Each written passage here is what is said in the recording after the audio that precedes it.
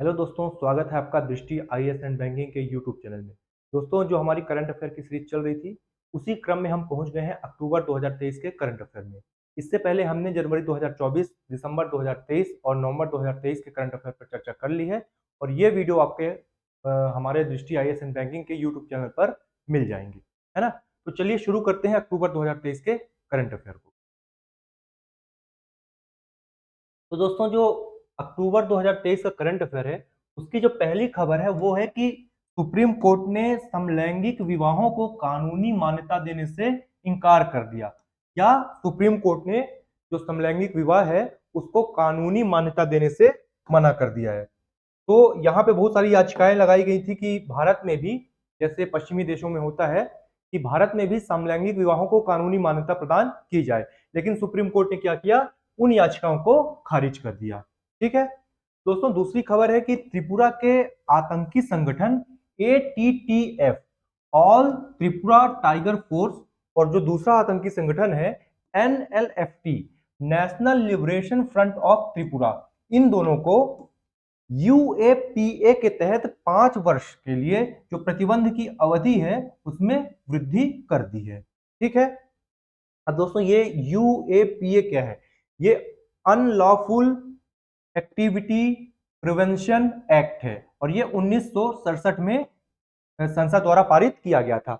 इसके तहत जो भारत देश में या भारत के किसी क्षेत्र में ऐसी गतिविधियां संचालित की जा रही हैं जो संविधान के दायरे में नहीं आती या जो क्षेत्र की शांति और सुरक्षा के लिए चुनौती प्रस्तुत करती हैं, उनको जो है UAPA के तहत रोका जाता है।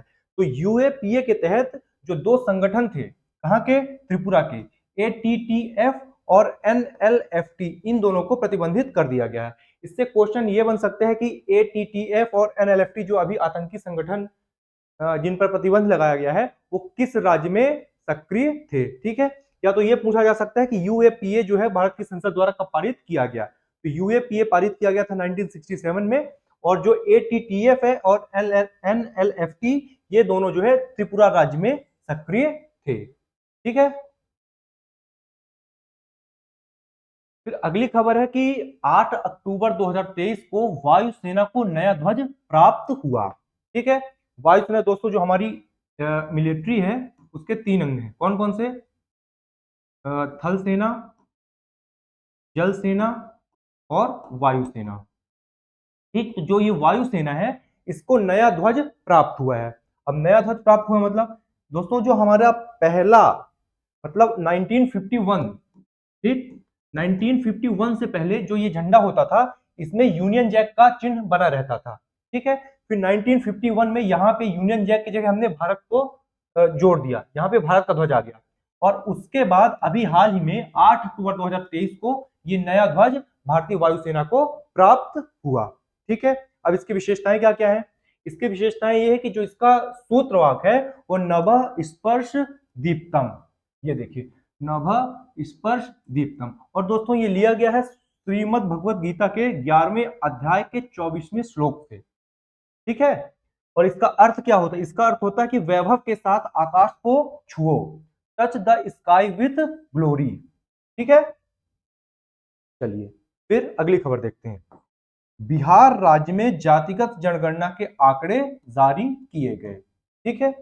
अब इसमें क्या क्वेश्चन बन सकता है? इसमें क्वेश्चन सीधे तौर पर यह पूछा जा सकता है कि हाल ही में भारत के किस राज्य में जातीय गणना की गई। ठीक है, तो बिहार में की गई थी। ठीक। फिर अगले खबर की बात करें तो विधानसभा के चुनाव से संबंधित जो नोटिफिकेशन है वो जारी किया था अक्टूबर 2023 में। ठीक है। तो उसके तहत बताया गया कि मध्य प्रदेश में चुनाव होंगे, राजस्थान में चुनाव होंगे, छत्तीसगढ़ में चुनाव होंगे, तेलंगाना में चुनाव होंगे और त्रिपुरा में चुनाव होंगे। इनकी विधानसभा सीटें 230, 200, छत्तीसगढ़ में 90, तेलंगाना में 119 और त्रिपुरा में 40 है। ठीक है। चलिए, यहाँ चुनाव भी हो चुका है और यहाँ के नए मुख्यमंत्री भी बने, मतलब बन गए हैं, और उसकी चर्चा हमने पिछले वीडियो में की है। ठीक है। और इनके जो परिणाम है वो 3 दिसंबर को घोषित किए गए हैं।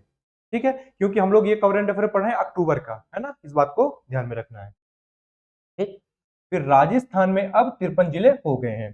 ठीक है, ये क्वेश्चन बन सकता है कि हाल ही में राजस्थान में जिले क्योंकि बढ़े हैं, तो ये पूछ सकते हैं कि राजस्थान में जिलों की संख्या वर्तमान में कितनी हो गई है। ठीक है, चलिए ये राज्य हैं अपने, जैसे ये एमपी हो गया, तो एमपी में कितनी है 230 सीटें, है ना। राजस्थान में कितनी सीटें हैं 200। ये दोस्तों ये तेलंगाना है 119 सीटों वाला। ठीक है, और फिर ये रहा त्रिपुरा, त्रिपुरा में कितनी है 40 सीटें।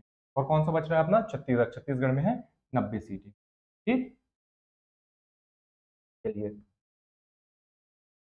फिर अगली खबर है कि देश में सबसे ऊंचा राष्ट्रीय ध्वज अटारी सीमा पर लहराया गया। ठीक, इसकी ऊंचाई कितनी है 418 फुट। ये ध्वज की ऊंचाई नहीं है, जिस पोल पर ध्वज लगाया गया है उस पोल की ऊंचाई है। ठीक है, और ये ध्वज जो स्थापित किया गया है, ये राष्ट्रीय राजमार्ग प्राधिकरण द्वारा स्थापित किया गया है ना।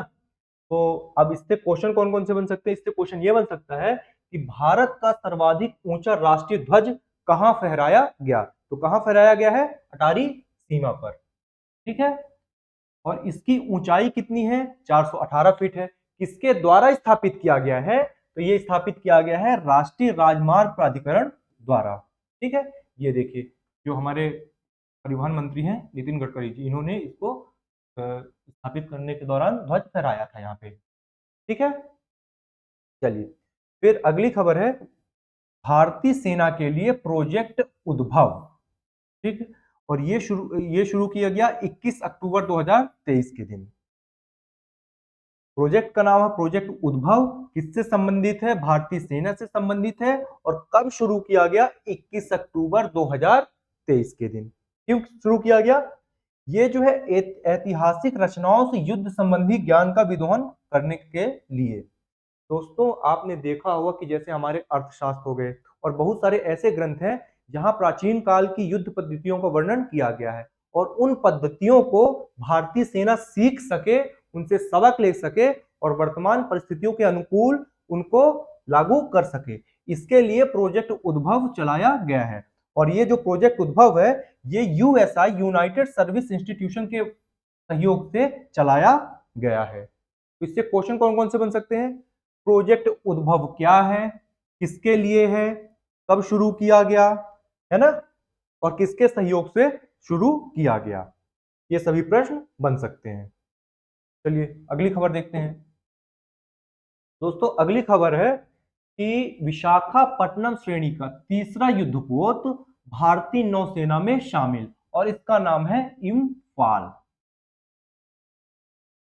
अब जो ये युद्धपोत बनाए जा रहे हैं ये प्रोजेक्ट 15B के तहत बनाए जा रहे हैं। अब इससे संबंधित प्रश्न कौन कौन से बन सकते हैं, प्रश्न ये बन सकता है कि प्रोजेक्ट 15B क्या है। तो क्या है ये, हमारी जो जल सेना है उसके लिए युद्धपोत निर्माण करने से संबंधित एक परियोजना है।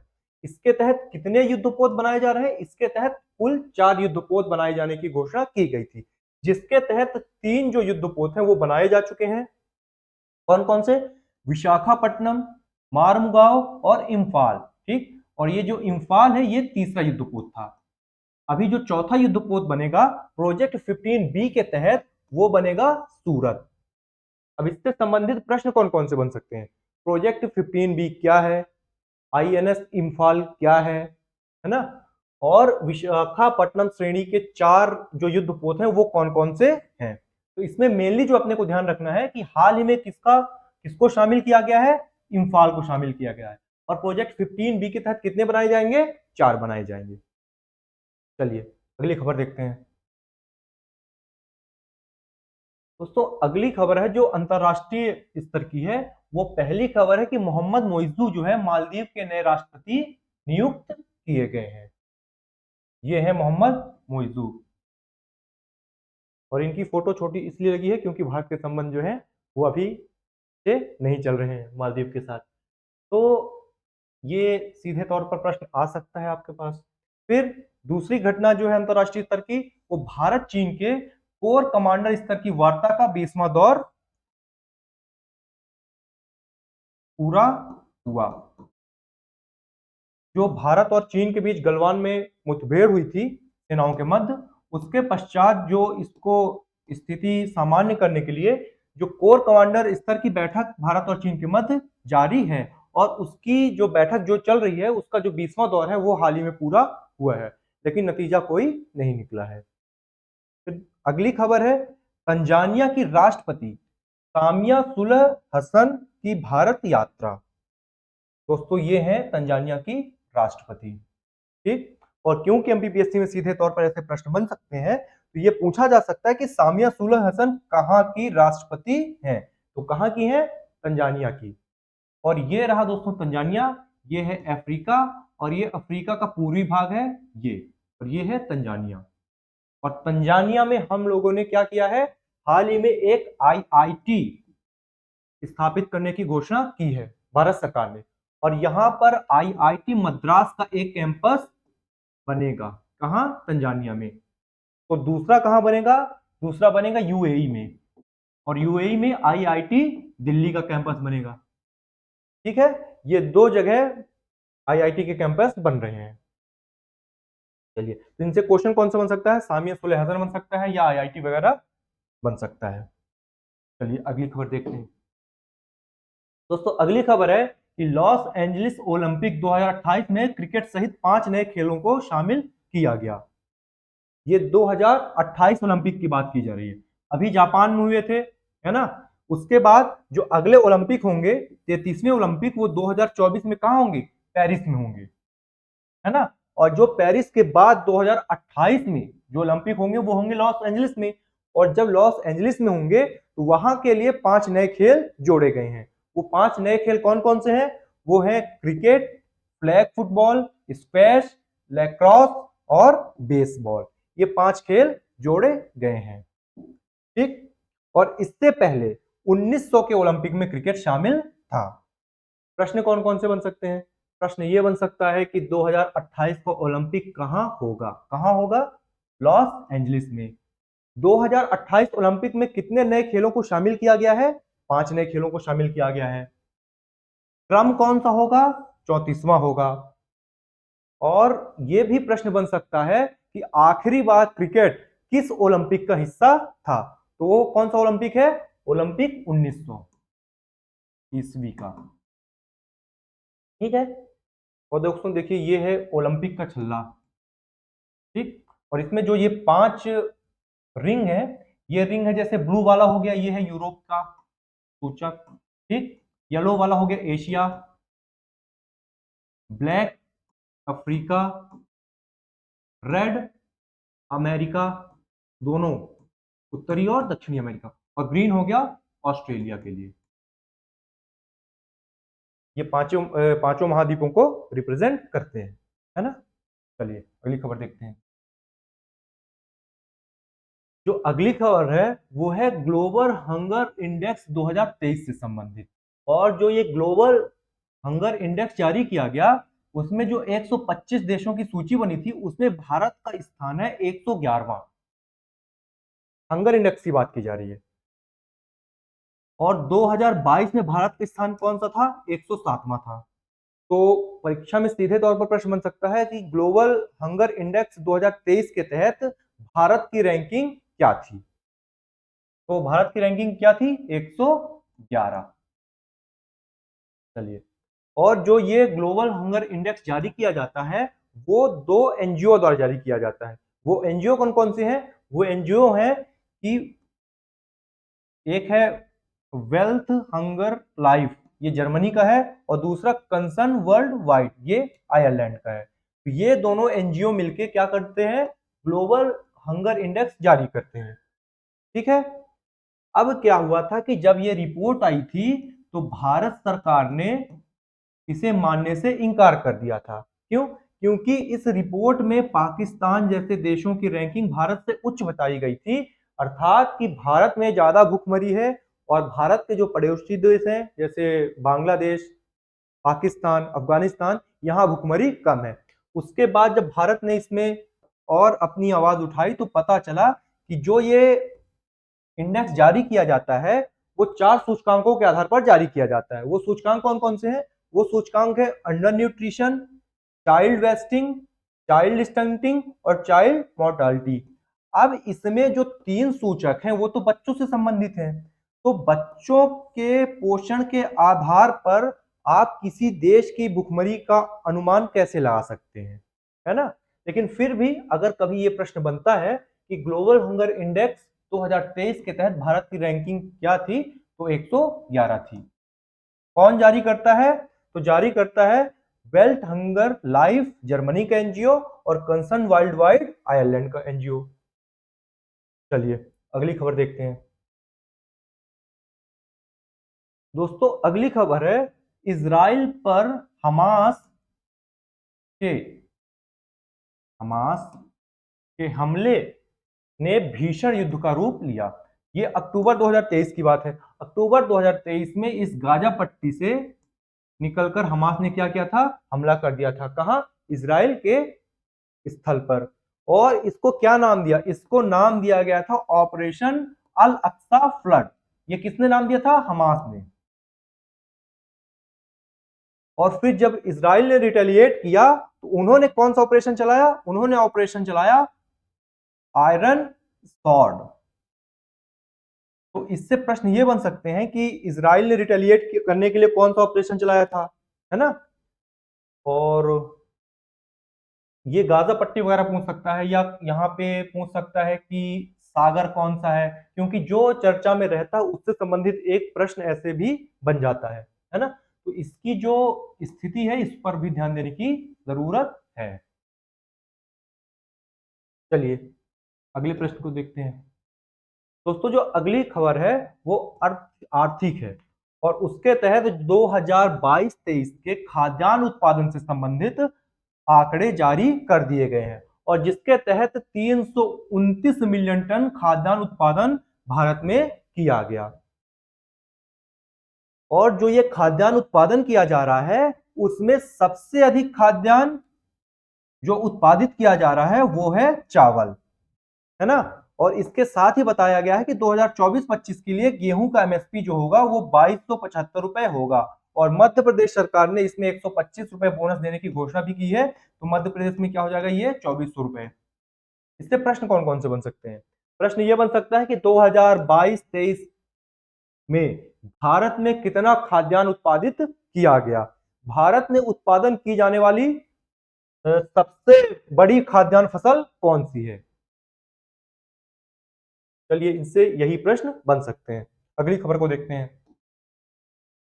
तो दोस्तों अगली खबर है कि 2023-24 के प्रथम छमाही के विदेशी व्यापार के आंकड़े प्रस्तुत कर दिए गए हैं, और इसके तहत जो हमारा व्यापार घाटा रहा वो 115.58 अरब डॉलर का रहा। ये बात किसकी हो रही है, ये हो रही है व्यापार घाटे की। और व्यापार घाटे में क्या रहती हैं, दृश्य मदें रहती हैं, है ना, जहां वस्तुओं का व्यापार होता है। जो सेवा व्यापार किया गया उसमें भारत जो है 75.67 अरब इतनी बढ़त प्राप्त हुई, या भारत के लिए अनुकूल रहा। मतलब सेवाओं का हमने क्या किया, निर्यात ज्यादा किया, आयात कम किया।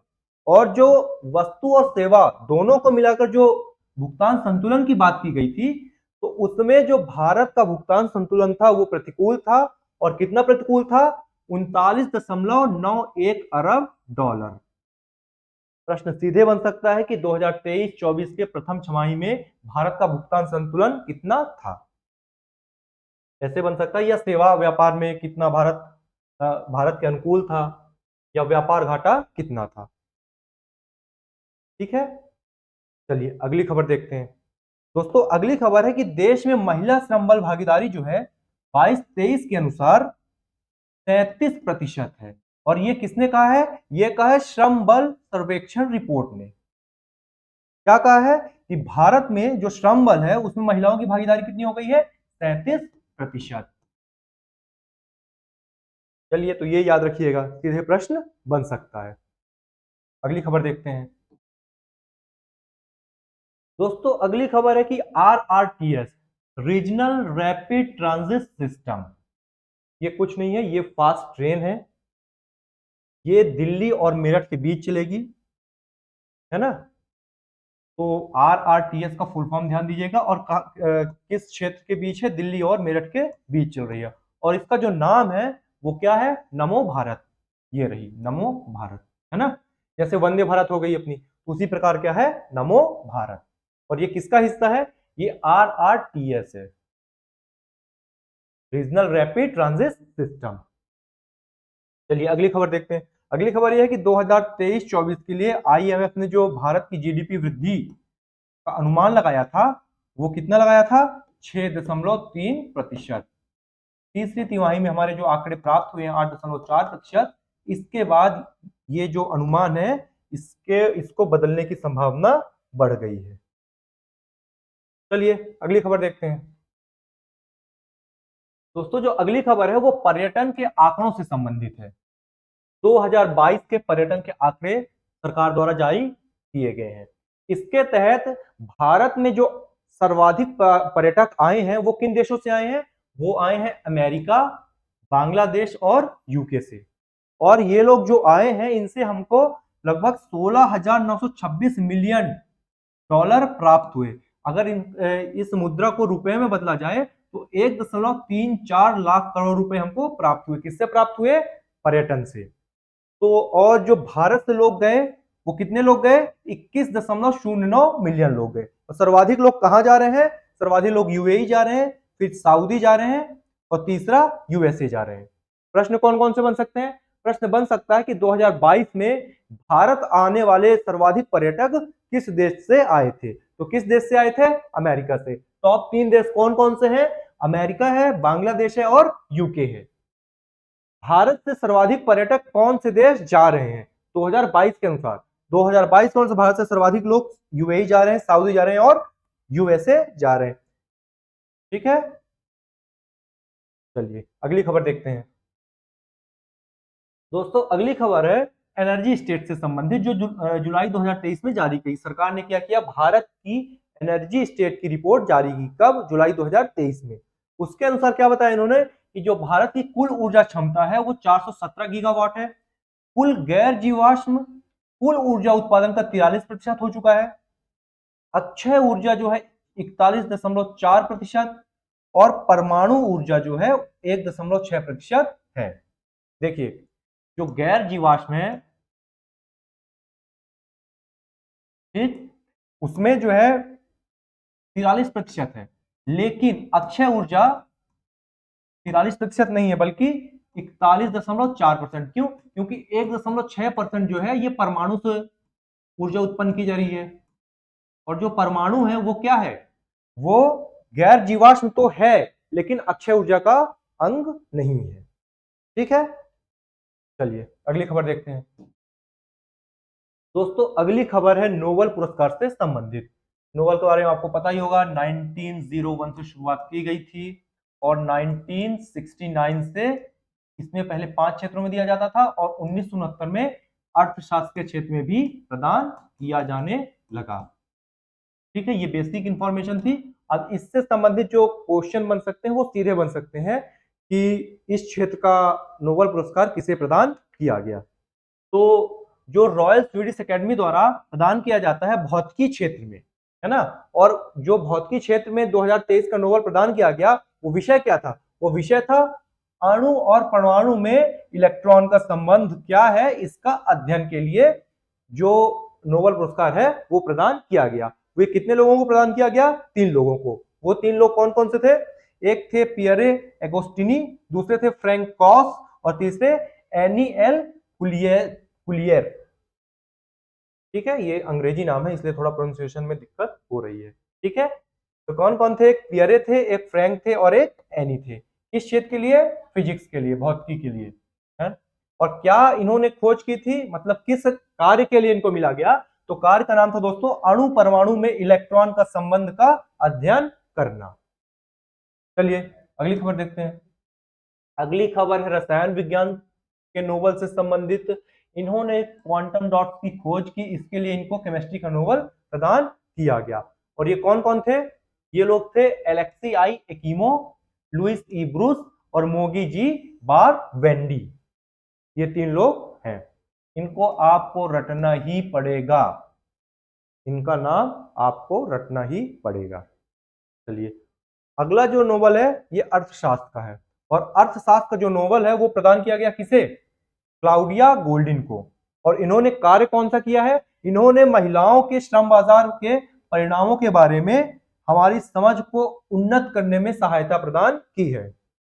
ठीक है, जो महिलाओं का श्रम बाजार है उसके बारे में जो समझ विकसित या समझ उन्नत करने के लिए इन्होंने कार्य किया है, जिसके लिए इन्हें अर्थशास्त्र का नोबेल पुरस्कार प्रदान किया गया। चलिए अगली खबर देखते हैं। दोस्तों अगली खबर है साहित्य के नोबेल से संबंधित, और जो साहित्य का नोबेल प्रदान किया गया वो जॉन फॉसे को प्रदान किया गया है। ये है जॉन फॉसे। और कैरोलिंस्का इंस्टीट्यूट नोबेल असेंबली ने जो चिकित्सा के क्षेत्र के लिए नोबेल प्रदान करने की सिफारिश की थी वो ड्रू वीजमैन और कैटलिन कॉरिको को प्रदान करने की सिफारिश की थी, और सिफारिश की थी तो उनको मिल भी गया। कौन कौन है? ड्रू वीजमैन और कैटालिन कॉरिको, ये हैं। और जो शांति के लिए नोबेल पुरस्कार प्रदान किया गया 2023, वो नरगिस मोहम्मदी को प्रदान किया गया। ये ईरान की हैं और इन्होंने लंबे समय तक आजादी के लिए अनवरत संघर्ष किया है। तो दोस्तों ये 6 क्षेत्रों में जो नोबेल पुरस्कार प्रदान किए जाते हैं वो यहाँ पे वर्णित है, आप इसको याद कर लीजिए। ठीक है, चलिए अगली खबर देखते हैं। दोस्तों अगली खबर है नियुक्तियों से संबंधित। नियुक्ति, ठीक। अब हम लोग नियुक्ति बात कर रहे हैं किसकी? अक्टूबर महीने की, अक्टूबर 2023 की। ठीक, तो जो अरिंदम बागची हैं ये यूएन में, जो जिनेवा में ऑफिस है यूएन का, उसमें भारत के स्थायी प्रतिनिधि बन गए हैं। पहले क्या थे? पहले ये स्पोक पर्सन थे भारत के विदेश मंत्रालय के। अब क्या बन गए हैं? अब जो यूएन का ऑफिस है जिनेवा में, वहां पर भारत के स्थायी प्रतिनिधि बन गए हैं। ठीक है, चलिए अगली खबर। के एन शांता कुमार ये पीटीआई के चेयरमैन बन गए हैं, और इंद्रमणि पांडे बिम्स्टेक के महासचिव बन गए हैं। बिम्स्टेक में दोस्तों ये 7 देश हैं, 7 देश। 1997 में इसका गठन किया गया था, और शार्क के सक्रिय न होने की वजह से बिम्स्टेक की भूमिका वर्तमान समय में काफी बढ़ गई है। चलिए अगली खबर देखते हैं। अगली खबर है दोस्तों पुरस्कार और सम्मान से संबंधित। तो सरस्वती सम्मान 2022 का प्रदान किया गया है किसे?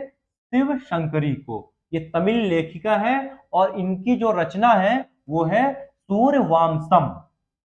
सीधा क्वेश्चन बनेगा, 2022 का सरस्वती सम्मान किसे प्रदान किया गया? किसे प्रदान किया गया? शिव शंकरी को। इनकी रचना क्या थी? सूर्यवंशम।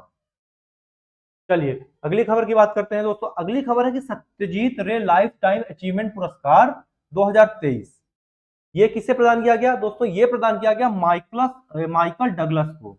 ये क्या है? ये हॉलीवुड के अभिनेता हैं और निर्माता भी हैं, और इनको जो ये लाइफ टाइम अचीवमेंट अवार्ड प्रदान किया जाएगा वो 54वें अंतरराष्ट्रीय फिल्म महोत्सव में प्रदान किया जाएगा। क्वेश्चन क्या बन सकता है? सत्यजीत रे लाइफ टाइम अचीवमेंट पुरस्कार किसे प्रदान किया गया? माइकल डगलस को प्रदान किया गया। बस सीधे क्वेश्चन बन सकता है। फिर अगले पुरस्कार की बात करें तो दोस्तों विश्व खाद्य पुरस्कार 2023 जो है वो प्रदान किया गया है ही डी कुन को। बस इसमें सीधे नाम याद करना है आप। सरस्वती सम्मान किसे प्रदान किया गया? शिव शंकरी को। सत्यजीत रे लाइफ टाइम अचीवमेंट पुरस्कार किसे प्रदान किया गया? माइकल डगलस को। विश्व खाद्य पुरस्कार 2023 किसे प्रदान किया गया? ही डी कुन। चलिए अगली खबर देखते हैं दोस्तों। अगली खबर है डेथ से संबंधित, अर्थात अक्टूबर 2023 में किन व्यक्तियों की मृत्यु हुई। उनमें एक थे मनोहर सिंह गिल, ये क्या थे? ये पूर्व चुनाव आयुक्त थे भारत के। अगले थे बिशन सिंह बेदी, ये क्रिकेटर थे, है ना, स्पिनर, इनकी डेथ हुई है। और तीसरे बॉबी चार्ल्टन, ये फुटबॉलर थे इंग्लैंड के। क्वेश्चन कैसे बन सकते हैं? क्वेश्चन सीधे बन सकता है कि मनोहर सिंह गिल हाल ही में जिनकी मृत्यु हुई है वो किस क्षेत्र से संबंधित थे या कौन थे? बिशन सिंह बेदी कौन थे, है ना, और बॉबी चार्ल्टन कौन थे? चलिए अगली खबर देखते हैं। दोस्तों अगली खबर है युद्धाभ्यास से संबंधित, है ना। एक्सरसाइज होती रहती है देशों के बीच समन्वय बढ़ाने के लिए। तो उसमें जो पहला युद्धाभ्यास है उसका नाम ही है युद्धाभ्यास, और ये हुआ है भारत व अमेरिका के मध्य। कहाँ हुआ है? अलास्का में। अलास्का कहाँ है? अमेरिका में, यूएसए में। ये ठीक। क्वेश्चन क्या बनेगा? युद्धाभ्यास किन दो देशों के बीच हुआ? भारत और अमेरिका के बीच। कहाँ हुआ? अलास्का में हुआ। अलास्का यूएसए में। फिर ऑपरेशन की बात करें तो ऑपरेशन अजय। ऑपरेशन अजय क्या था? ऑपरेशन अजय था कि इजराइल में फंसे भारतीयों को निकालने के लिए।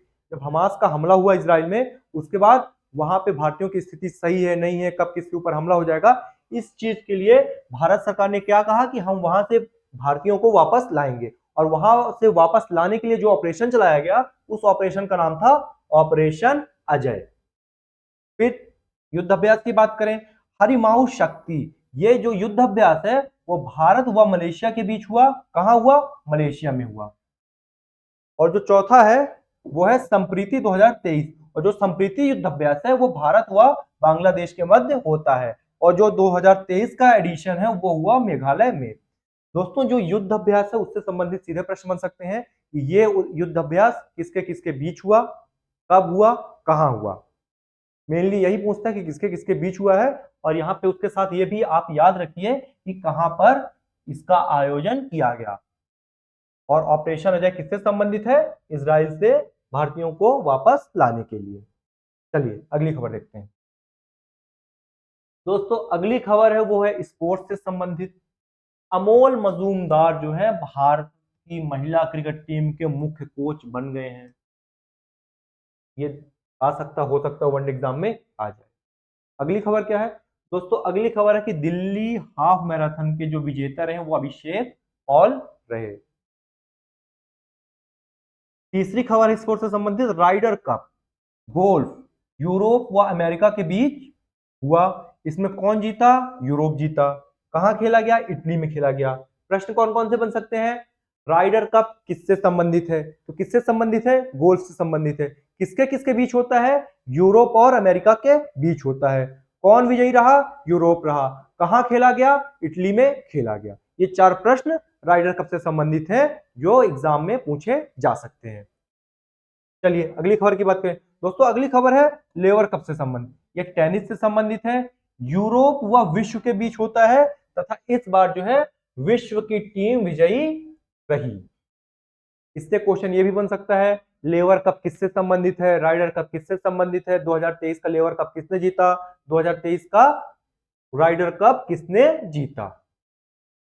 चलिए ये भी एक इंपॉर्टेंट इंफॉर्मेशन है कि 2023 का जो F1 रहा, कुल देखिए रेस बहुत सारी होती है F1 की, लेकिन जो ओवरऑल विनर होता है, तो ये जो बात की जा रही है 2023 F1 की, ये ओवरऑल विनर की बात की जा रही है। और जो ये ओवरऑल विनर रहे वो कौन रहे? Max Verstappen. ये कहां के हैं दोस्तों? ये है नीदरलैंड के। नीदरलैंड के।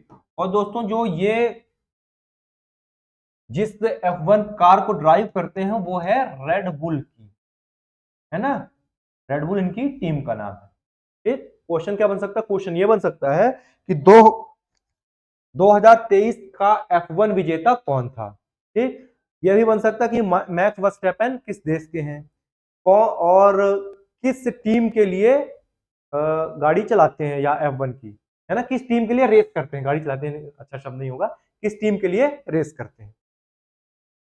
चलिए दोस्तों ये क्वेश्चन जो है स्पोर्ट्स से संबंधित बन सकते हैं। अगली खबर देखते हैं। दोस्तों अगली खबर है पैरा एशियन गेम्स से संबंधित, है ना। जो ये पैरा एशियन गेम्स हैं वो एशियन गेम्स के बाद हुए। एशियन गेम्स हुए थे दोस्तों 23 सितंबर से शायद अक्टूबर, 8 अक्टूबर इसके मध्य हुए थे। उसके पश्चात क्या हुए थे? पैरा एशियन गेम्स हुए थे।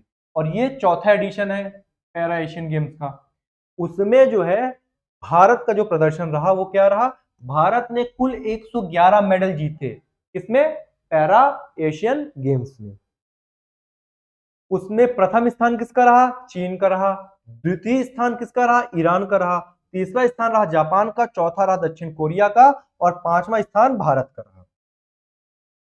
और इसमें जो शीतल देवी हैं उन्होंने सर्वाधिक 3 पदक जीते, 2 स्वर्ण व 1 रजत। दोस्तों ये पैर से निशाना लगाती हैं शीतल देवी, है ना। तो इन्होंने सर्वाधिक मेडल जीते हैं किसमें, पैरा एशियन गेम्स में। प्रश्न कौन कौन सा बन सकता है, प्रश्न ये बन सकता है कि पैरा एशियन गेम्स का कौन सा एडिशन था, चौथा एडिशन था। फर्स्ट स्थान पे कौन रहा, चीन रहा। भारत का स्थान कौन सा था, पांचवा था। भारत ने कुल कितने पदक जीते, 111 पदक जीते। भारत के लिए सर्वाधिक पदक जीतने वाला खिलाड़ी कौन था, शीतल देवी थी। शीतल देवी ने कितने पदक जीते, 3 पदक जीते। ये प्रश्न बन सकते हैं किससे, पैरा एशियन गेम से संबंधित। ठीक है, चलिए अगली खबर। दोस्तों अगली खबर है एशियन गेम्स से संबंधित।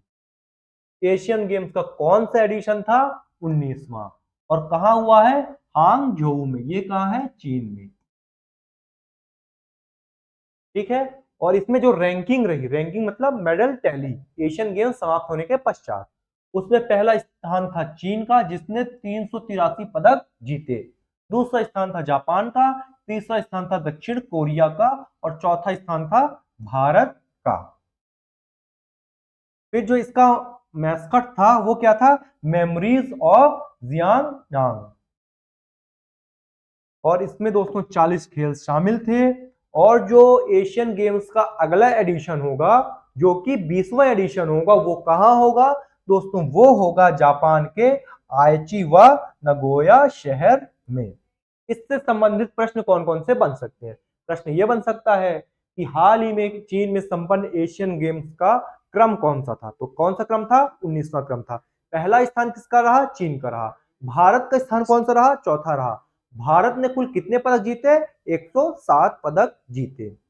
कुल कितने खेल थे, 40 खेल थे। मस्कट क्या था, मस्कट था मेमोरीज ऑफ जियांगनान।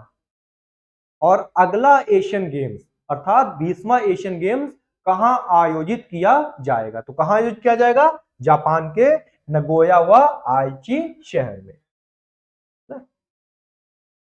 और दोस्तों एशियन गेम से संबंधित, जो भारत से संबंधित इंपॉर्टेंट न्यूज है वो कौन कौन सी है, कि भारत ने कुल 107 पदक जीते।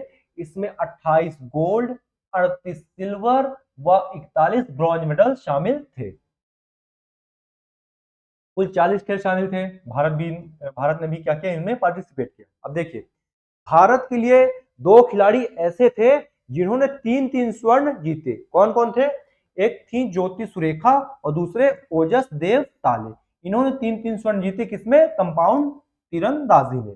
कौन कौन, ज्योति सुरेखा और ओजस देव ताले। और जो फ्लैग बियरर थे, मतलब जब परेड होती है स्टार्टिंग में तो झंडा लेकर कौन जाता है, 2 खिलाड़ी गए थे। मतलब पूरा जो ग्रुप रहता है उसके आगे 2 लोग झंडा लेके चलते हैं भारत का। वो जो 2 लोग थे वो कौन कौन थे, एक हरमनप्रीत सिंह थे, ये भारतीय हॉकी टीम के कप्तान है, हॉकी टीम के कौन है, कैप्टन है। और दूसरी थी लीना बोर हैगन, ये क्या है, मुक्केबाज ये थी, ये क्या थे, ये दोनों ध्वजवाहक थे।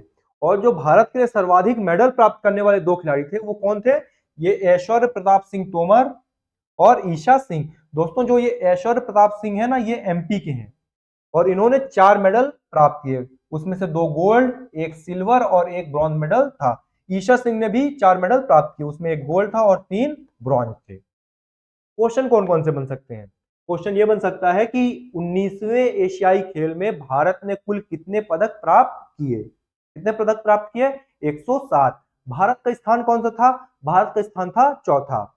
भारत ने कुल कितने गोल्ड मेडल प्राप्त किए, 28। भारत के लिए सर्वाधिक गोल्ड मेडल प्राप्त करने वाले खिलाड़ी कौन कौन थे, कौन कौन थे, 2 खिलाड़ी थे, एक थी ज्योति सुरेखा और दूसरे ओजस देव ताले। भारत के लिए देखिए सर्वाधिक गोल्ड मेडल में ये दोनों हैं, लेकिन भारत के लिए जो सर्वाधिक मेडल प्राप्त किए वो प्राप्त किया ऐश्वर्य प्रताप सिंह जी ने और ईशा सिंह ने। ये देखिए टैली, पहले नंबर पर चीन, दूसरे पे जापान, तीसरे पे कोरिया, चौथे पे भारत, है ना। और ये है ऐश्वर्य प्रताप सिंह और ये है ईशा।